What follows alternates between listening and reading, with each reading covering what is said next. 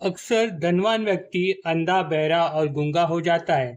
यानी आंखें होते हुए भी उसे अपने आसपास के लोगों के दुख दर्द दिखाई नहीं देते। किसी विपदा में पड़े इंसान के आक्रोश उसे सुनाई नहीं देते। वो अपने ही घमंड में चूर होकर स्टेटस सिंबल की वजह से गरीब और दुखी लोगों से बात करना हीन समझता है। परमात्मा के पद पर यह अहंकार आड़े आता है। साईं बाबा ने अपने भक्तों को नम्रता की सीख दी। उनका तो कहना था कि घर आए संपत्ति, हो जाओ तुम नम्र अति, फल से लदे वृक्ष लीन होत, जानो यही उत्तम गति, रखो साधु संतों का मान, न करो कभी अभिमान, अमीरी तो है दोपहर की छाया, छोड़ दो मोह माया। बाबा का तो अपने भक्तों से कहना था, धन का न करो अभिमान, यह है सबसे दुख महान। अक्सर दो व्यक्ति तथा कुटुंब समाज में झगड़े तथा विवाद की वजह धन संपत्ति यही होता है। ये बहुत ही गलत है। यह ईर्ष्या, द्वेष, नफरत की जड़ बन जाता है।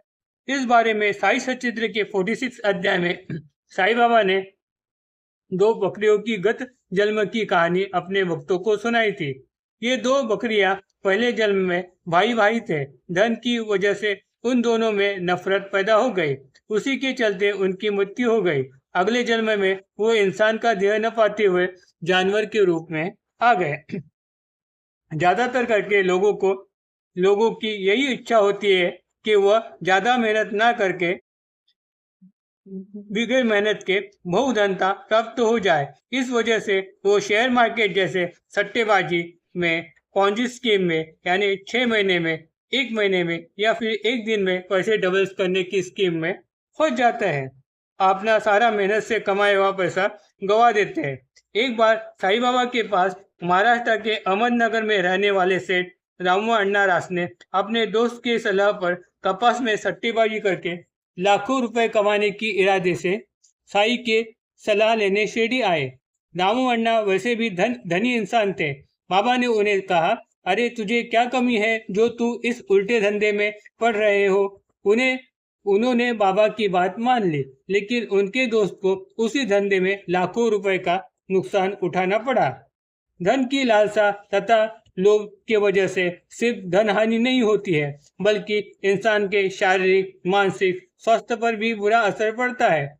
शेयर मार्केट में होने वाले उतार चढ़ाव, धंधे में होने वाले नुकसान, पॉन्जी स्कीम में पैसे फंस जाने से उससे तनाव, चिंता, बीपी हाई होना, इन वजह से सेहत पर बुरा असर पड़ता है।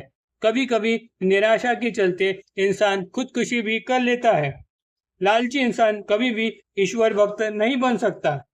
बाबा का तो भक्तों से कहना था, जब मन में हो धन की माया, न पावे वो ईश्वर की छाया, फिर काहे की मुक्ति, न जाने मन को शांति, परमात्मा का श्रवण, जब चले विषयों का चिंतन, प्रपंच की आस, न धरो परमात्मा की कास।